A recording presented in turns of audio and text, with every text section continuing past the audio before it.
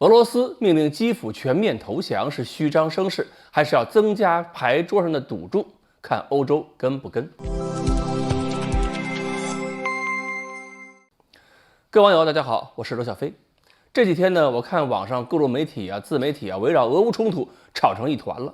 一边说俄罗斯是在下一盘大棋，说乌克兰已经深深陷入了普京的陷阱，很快就要完蛋；而另一方则指责前面这些人呢是给自己画大饼，罔顾事实，努力挽尊。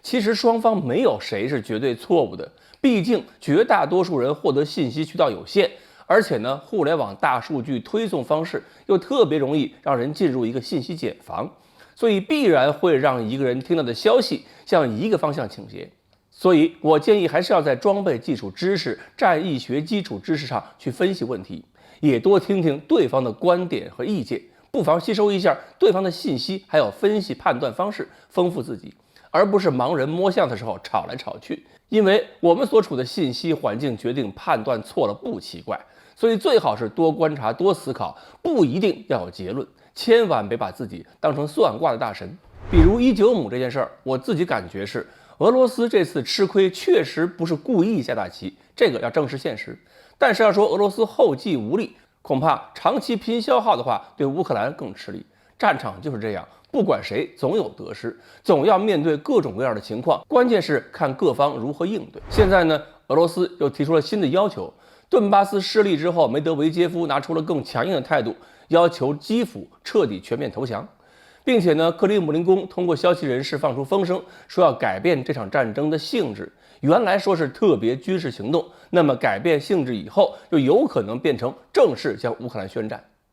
这话的意思是，195亩这事儿让普京很生气，后果很严重。那么俄罗斯以后就不客气，正式宣战后就可以对乌克兰官方高层人员斩首，可以对更多的民用目标进行战略打击。上一把牌没打好，那么普京就要问问基辅敢不敢玩把大的，赌命。因为俄罗斯绝对不能容忍被人认为除了核武器，俄军常规军力一无是处。核武器这个东西确实是镇宅之宝，但是镇宅的方式是和对手同归于尽。生死关头拼命当然没问题，但是遇到小事儿也把脑袋压在赌桌上，这就太没有战略弹性了。所以常规战争这个面子，俄罗斯也输不起。那么增加赌注的好处是，如果转入全面战争，双方都要有更大的投入和消耗，不管是兵员还是装备。这等于是问欧洲，你们还愿意不愿意拿出更多东西交给乌克兰？这可就考验了欧洲的决心。反正下一轮是克里姆林宫表态了，自己有决心。至于说到给乌克兰的援助，美国确实也是最积极的，给的东西也比较先进。长远看，这场战争就是美国军火商做植入广告的好机会。至于说欧洲国家，他们的策略基本是用新装备替换东欧北约国家的老装备，一方面是让北约里的东欧国家换装清库存，另一方面也是让乌军直接获取那些个老式的俄式装备，这样可以省去装备体系变化太大所需要的重新训练时间。所以欧洲国家清完了老式俄式装备库存之后，还会有些家底儿。比如德国《镜报》这几天看到195亩战况，甚至还攻击德国政府对乌克兰的援助不积极，只拿出了 GDP 的 0.08%， 而美国给的是相当于美国 GDP 的 0.2%。